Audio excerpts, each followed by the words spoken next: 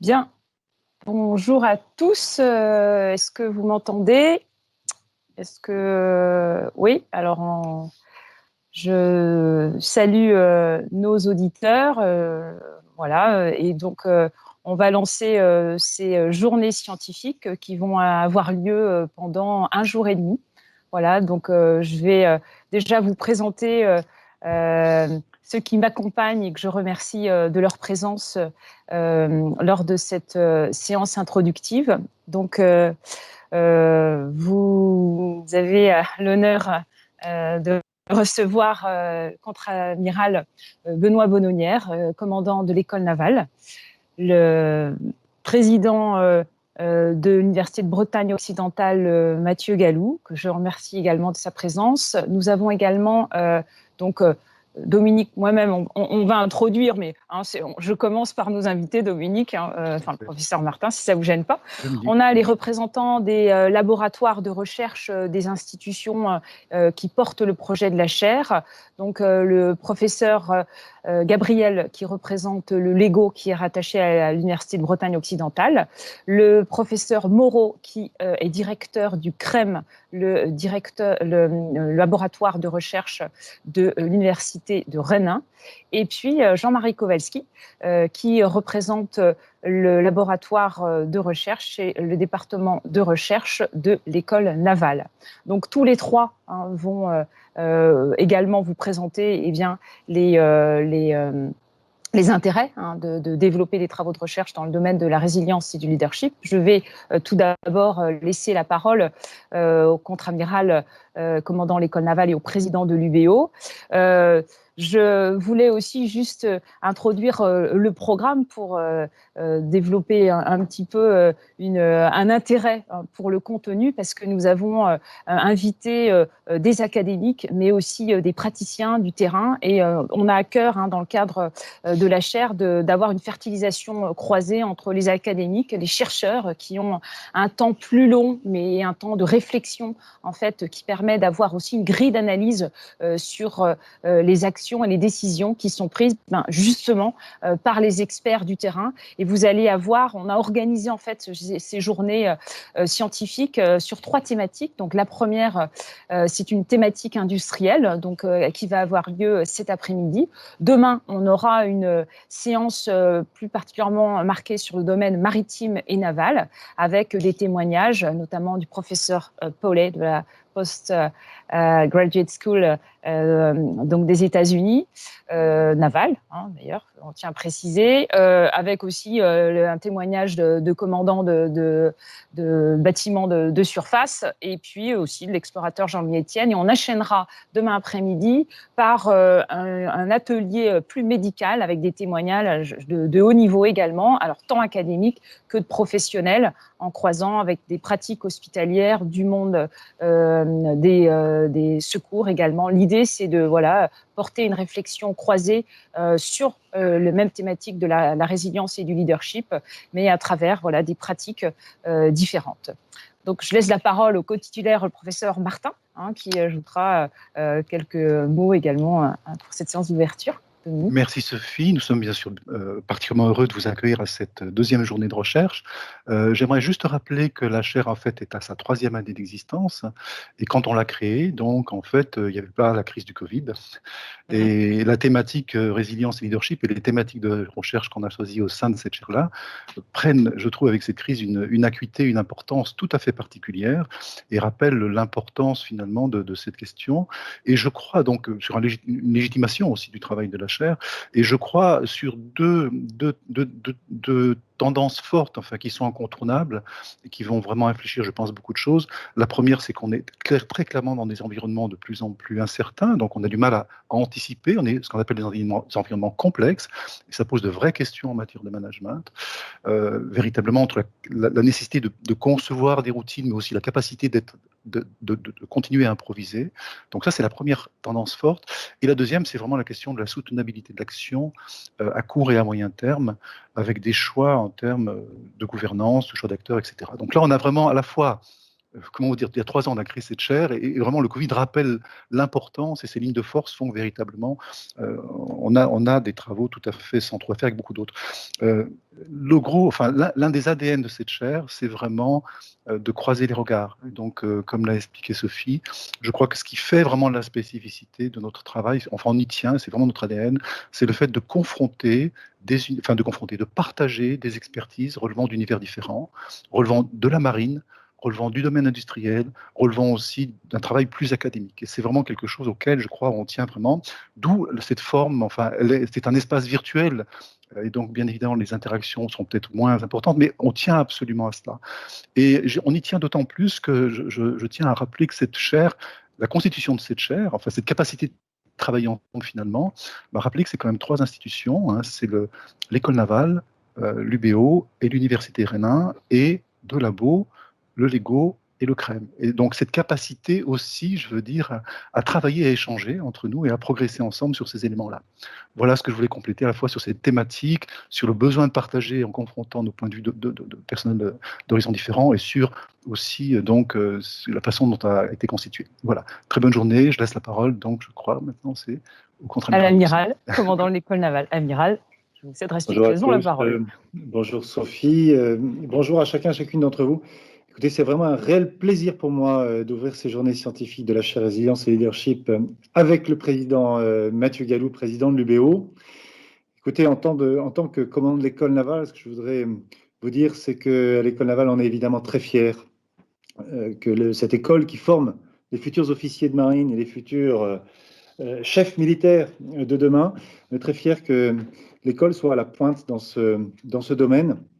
Le métier des futurs officiers de marine les placera indubitablement dans des situations, ils feront évidemment face à des crises, d'abord dans un environnement, je parle de la mer, qui par nature est incertain, imprévisible, voire hostile, mais au-delà de ça, pour conduire des missions, ils devront à ce moment-là évidemment faire face, adapter leur organisation pour remplir la mission, parce qu'il n'est pas question de dire hop là, j'ai des contraintes, je ne sais plus faire, on va s'arrêter, on va rentrer au port. Il faut conduire la mission à tout prix. Et donc, ils devront le faire à bord de leurs bâtiments de combat, dans leurs avions, ou déployer un territoire ennemi à la tête d'un commando, ou au périscope de leur sous-marin. Et ils devront le faire au combat. Voilà, donc moi, comme tant d'autres, je pense, qui sont avec nous en ligne en ce moment, on a tous l'expérience de gestion de crise. Que ce soit sous l'uniforme ou en civil, peu importe, et nous savons tous que réfléchir en amont sur les ressorts qui font naître la crise, qui permettent de gérer une crise, permettent évidemment pas d'éviter la crise, mais permettent d'en limiter les conséquences et surtout permettent d'agir. Voilà. Et donc, parce que les dernières crises auxquelles nous avons été confrontés. Le professeur Martin a parlé évidemment du Covid, mais je pense à beaucoup d'autres crises qui ont pu traverser notre pays et qui continueront à le faire. On se rend compte que les notions justement de résilience et de leadership sont des sujets qui sont désormais bien connus. Preuve s'il en fallait, vous savez que l'opération qui a été déclenchée par le ministère des Armées pour soutenir la crise Covid s'appelait justement l'opération Résilience. Voilà, on constate que ce mot-là, je ne sais pas si c'est bien ou pas bien, mais je pense que c'est plutôt bien, passe, j'allais dire, véritablement dans le langage courant. Et comme le disait le professeur Martin, je pense que c'est particulièrement intéressant de savoir qu'au sein de cette chaire, pour la 3e année, des réflexions sont portées par des organismes croisés, par des expériences diverses.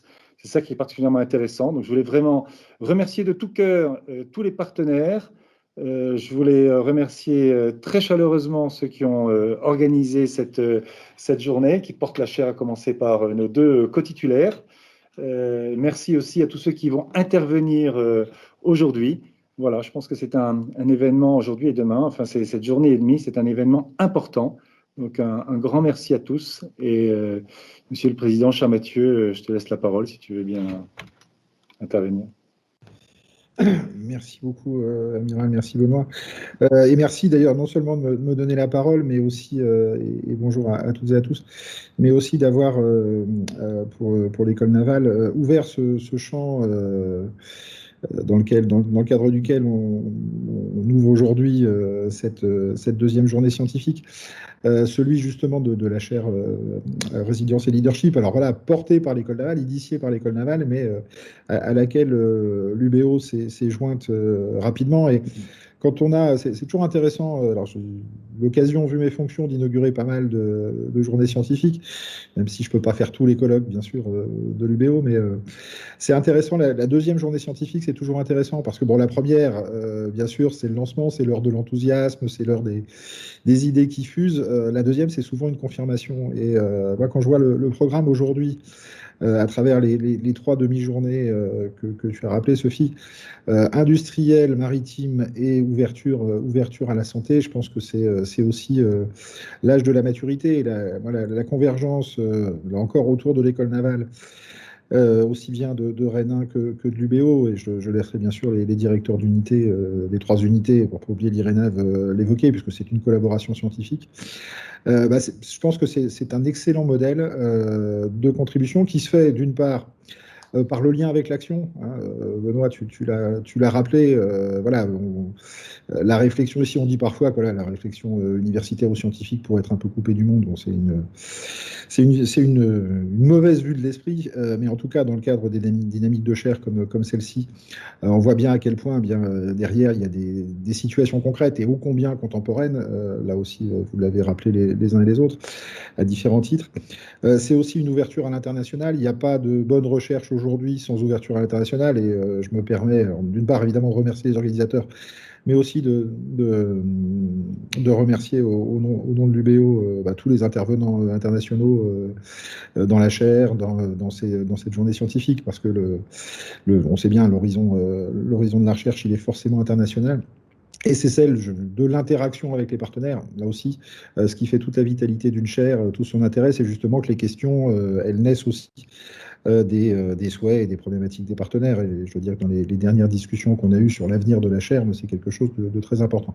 Donc voilà, l'UBO est toujours en quête d'idées nouvelles pour accroître ses partenariats avec l'ensemble de l'environnement breton, en l'espèce. Nous sommes aussi, mais je laisserai Patrick Gabriel le dire, bien évidemment, le rôle d'un labo, c'est d'être, du labo de gestion, c'est d'être à l'affût des questions de gestion et de sa capacité justement à y répondre ou à permettre aux acteurs justement de réfléchir à ces enjeux. Et voilà, c'est un magnifique exemple. Et dès maintenant, alors sans avoir encore eu le résultat de vos réflexions d'aujourd'hui et de demain, mais j'ai presque déjà hâte à la 3e. Donc, en tout cas, je vous souhaite une excellente seconde journée, deuxième justement, pas seconde journée de cette chaire Résilience et Leadership. Et je remercie là encore l'École navale en général et l'Amiral et les organisateurs et bien évidemment les 2 coporteurs de la chaire. Voilà. Excellente journée et nuit à toutes et à tous. Merci, monsieur le président. Patrick, du coup, on va... Ouais. Bonne liaison. Merci, donc merci beaucoup. Donc moi, ce que je voulais dire, c'est évidemment, d'une part, bienvenue à cette seconde journée, et je voulais remercier, bien entendu, vraiment très chaleureusement toute l'équipe organisatrice pour la réalisation de cette journée, du programme là qui paraît vraiment... moi, ça m'a impressionné, le programme que vous avez réussi à mettre en place. Donc, merci beaucoup pour ça. Je voulais souligner également le fait que, bien entendu, la chaire, cette journée, est soutenue, entre autres, comme vous l'avez souligné, par le laboratoire Lego. Et en fait, la chaire est extrêmement importante pour un laboratoire en sciences de gestion et en économie tel que le Lego. Et le laboratoire veut vraiment soutenir donc les travaux qui sont réalisés dans cette chaire. Voilà, fondamentalement, en fait, je reprends souvent le terme, mais le dynamisme d'une unité de recherche comme la nôtre, elle ne vaut que par le dynamisme de ses membres, fondamentalement, quoi. Et donc, il revient, du coup, finalement, le rôle d'un laboratoire, c'est de soutenir ce dynamisme et puis de le mettre en avant, simplement. Alors nous, on essaye au sein du laboratoire Lego, on essaye de mettre en avant ce dynamisme, d'une part de l'afficher à travers ce qu'on a appelé, nous, des domaines d'expertise. Alors, on a 4 domaines d'expertise, juste pour très rapidement un petit peu cibler l'ensemble. Premier domaine d'expertise sur le numérique et ses usages, la pratique responsable et l'alimentation durable comme deuxième domaine d'expertise, la santé et le bien-être individuel, et le 4e domaine d'expertise, donc c'est la gouvernance et la résilience des organisations. Et donc, la chaire s'affiche bien entendu dans ce domaine d'expertise, gouvernance et résilience des organisations. Et non seulement elle s'affiche dans ce domaine d'expertise, mais elle en est vraiment le fer de lance, d'une certaine manière. Et donc, c'est un élément, la chaire est vraiment un élément moteur pour le laboratoire Lego. Et de manière générale, en fait, moi, alors puisque Mathieu Gallo est là, j'en profite, mais vraiment, les chaires, moi, je vois ça comme ça, en tout cas, sont vraiment des éléments moteurs ou doivent être conçus comme des éléments moteurs pour des laboratoires, parce que, comme vous l'avez souligné un petit peu tous, finalement, ça permet en interne, pour un laboratoire, ça permet de mobiliser une équipe sur des sujets très porteurs. La résilience, le leadership. Également, ça favorise les liens, ça favorise la collaboration scientifique entre l'équipe au sein du Lego et les autres laboratoires, ou voire même à l'international. Le programme de la journée, tel que vous l'affichez, l'exprime également fort bien. Et puis, ça permet de lier, comme tu disais, Sophie, ça permet de lier les travaux scientifiques avec les attentes socio-économiques des partenaires, des entreprises, etc.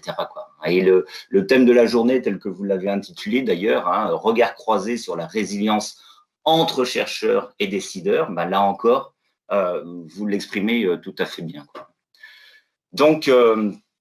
Donc finalement, pour l'existence même de cette chaire, pour sa reconduction, j'espère dans les années futures, pour l'organisation de cette seconde journée scientifique, je souhaite adresser aux organisateurs un grand merci, vraiment un très grand merci également aux deux co-porteurs de la chaire, parce que donc Sophie Lebrise et puis Dominique Martin, parce que votre équipe là, moi il me semble que vous insufflez un dynamisme extrêmement intéressant sur une thématique qui pour nous en tout cas en sciences de gestion et en économie est tout à fait fondamentale. Donc, voilà, bonne journée à vous toutes et tous, et puis bienvenue dans ces journées scientifiques. Merci Patrick. Donc, professeur d'université et directeur du Lego. Je laisse la parole au professeur Moreau, directeur du CREM, rattaché à l'université Rennes. Professeur. Oui, bonjour à tous. Merci de me passer la parole et merci de m'avoir invité à participer à cet événement. Je voulais tout d'abord féliciter les organisateurs et puis les remercier pour leur travail, pour la qualité de ces journées. Alors j'ai regardé, je vais vous donner quelques petits sentiments en complément de Patrick Gabriel, parce que bon, on est tous les deux directeurs de laboratoire, donc j'aurais beaucoup à dire, disons, dans la même veine que lui, et je vais essayer plutôt de donner mon sentiment. Donc, quand on regarde le programme, on voit bien ce que sont les chaires, en fait, pour les laboratoires de recherche aussi.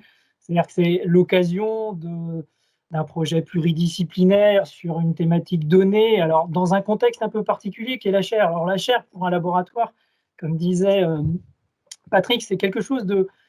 Voilà, on est au cœur peut-être de l'activité collective de la recherche. Le chercheur est souvent vu comme un personnel un peu à part, peut-être un peu solitaire, alors qu'au contraire, la chaire a une vocation très collective. On est c'est un vrai chaudron d'une certaine manière. Donc il y a une concentration des ressources, concentration d'énergie, de regards différentes au service d'un même projet. Et il y a aussi la notion de durée finie. Et ça, c'est intéressant parce que c'est forcément des projets qui se renouvellent à la fois durant disons, durant la vie de la chaire, et éventuellement, si la chaire a à se renouveler, il y a toujours la question de savoir, voilà, le perpétuel renouvellement du regard, de l'analyse, et pourquoi pas des interrogations qu'on peut avoir. Alors, le CREM dispose de plusieurs chaires, mais à chaque fois, c'est un nouveau collectif, un nouveau défi, un nouveau projet. Et donc, à chaque fois, on va avoir des motivations un petit peu différentes. Pour le CREM, qui comporte, vous voyez, c'est un laboratoire, un gros laboratoire, il y a une centaine de personnes, on accueille à peu près entre 50 et 60 doctorants, dont 80% sont salariés du laboratoire.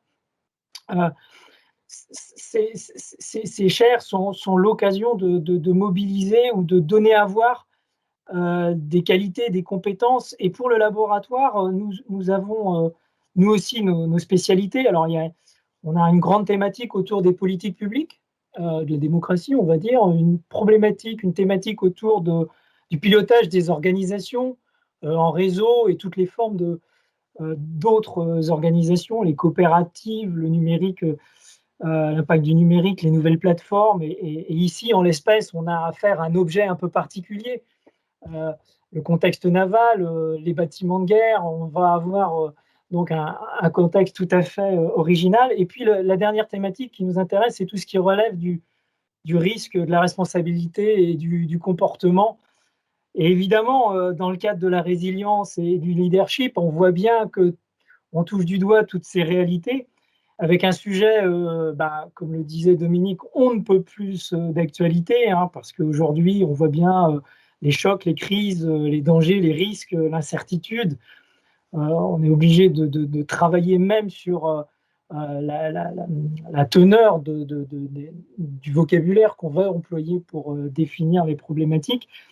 Ce qui me semblait très intéressant dans le sujet de cette chaire, on en a discuté avec Dominique, voilà, je vais prendre ma casquette de directeur d'une UMR CNRS, donc quelque chose qui se veut très académique, mais c'est la potentialité au redéploiement des problématiques de la chaire. C'est-à-dire que la chaire, évidemment, c'est à un endroit, un moment, un objet, un collectif, mais ce qui me semble très intéressant, et je suis professeur en sciences de gestion spécialisé en finance, c'est que tous les thèmes, tous les sujets, tout le vocabulaire auquel recourent les membres de la chaire, finalement, ça porte écho bien au-delà du contexte dans lequel se déroule la chaire.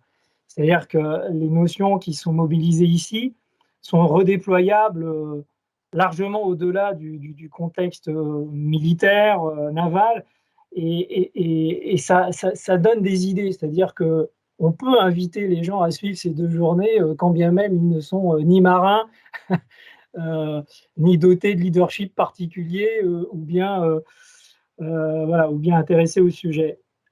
Alors la résilience, hein, c'est un sujet qui est vraiment très intéressant, à la fois concernant l'environnement, les propriétés particulières des structures concernées, le comportement individuel, collectif. Et je dois dire que le programme permet de voir que des regards différents, il y a un médecin, voilà, on a des profs de gestion, on a des gens de toute nature qui vont s'exprimer. On voit bien que l'articulation de ces trois dimensions importantes, environnement, structure et comportement, nécessite des regards évidemment multiples pour pouvoir finalement essayer d'en dégager quelque chose. Donc, félicitations pour ce programme. J'essaierai d'en suivre peut-être quelques occasions, enfin quelques présentations. Mais toutes mes félicitations pour ce programme, et puis bonne suite pour la poursuite de vos travaux dans la recherche. Merci, professeur. Merci. Jean-Marie, je te laisse la parole. Donc, Jean-Marie Kowalski, maître de conférence. Tu m'entends, Jean-Marie ?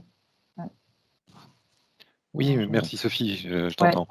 Merci. Donc, voilà. Responsable de la recherche en sciences humaines, donc du coup, qui connaît bien le domaine naval aussi. Je te laisse la parole, pardon. Merci. Alors, je crois que le président Mathieu Gallou l'a dit tout à l'heure, une première journée scientifique, c'est le moment de l'enthousiasme. La deuxième, c'est ici, au bout de 3 ans, en fait, l'âge de la maturité. Et je crois que c'est aussi le moment où on voit qu'on joue moins les actes aux mots, puisque en choisissant la thématique de cette journée autour de l'anticipation, l'adaptation à un contexte de crise, je crois que la chaire a su aussi montrer qu'elle savait s'adapter, puisque dans le contexte un petit peu difficile que l'on connaît depuis un peu plus d'un an, la qualité de l'organisation que Dominique et Sophie ont su mettre en place avec toute l'équipe témoigne aussi de la qualité de cette équipe et de ses facultés d'adaptation. Donc vraiment un grand merci à vous pour tout cela d'abord. Donc c'est une belle journée ce sont de belles journées pardon, auxquelles nous allons assister, et on voit qu'en réussissant à unir autour d'un thème commun, l'industrie, la marine, le milieu médical, mais on voit toute la fécondité d'une démarche qui fait se réunir des milieux hétérogènes, mais qui partagent des mêmes problématiques que l'actualité de notre pays et du monde en général ont mis sur le devant de la scène. Alors, la résilience et le leadership, pour nous, à l'École navale, c'est d'abord un des deux axes essentiels de recherche en sciences humaines, aux côtés de la géopolitique et de l'histoire maritime. Mais au-delà de cela, c'est un des piliers de l'ambition qui est la nôtre, de faire se rapprocher les disciplines, et c'est une ambition qui est portée donc, par aussi notre directeur de la recherche, Christophe Laramin, qui s'excuse de ne pouvoir être parmi nous aujourd'hui, puisque c'est au prix de ce rapprochement des cultures, des disciplines, donc culture professionnelle, des militaires et des civils, mais également culture disciplinaire propre, dont il a déjà été question, que l'on va faire émerger véritablement les disciplines de demain.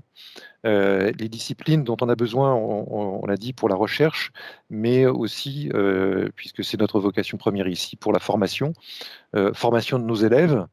Et si j'en crois l'intérêt qui est porté aux travaux de la chaire par nos partenaires, qu'ils soient académiques, qu'ils soient aussi des partenaires issus de l'industrie, du monde civil, eh bien, je ressens, vu de l'école navale et vu de ce côté-ci de la rade de Brest, tout ce que la chaire et les travaux qu'elle porte peuvent apporter au lien qu'il y a entre notre école, qui est une école du ministère des Armées, et tout l'ensemble de la société à laquelle nous appartenons.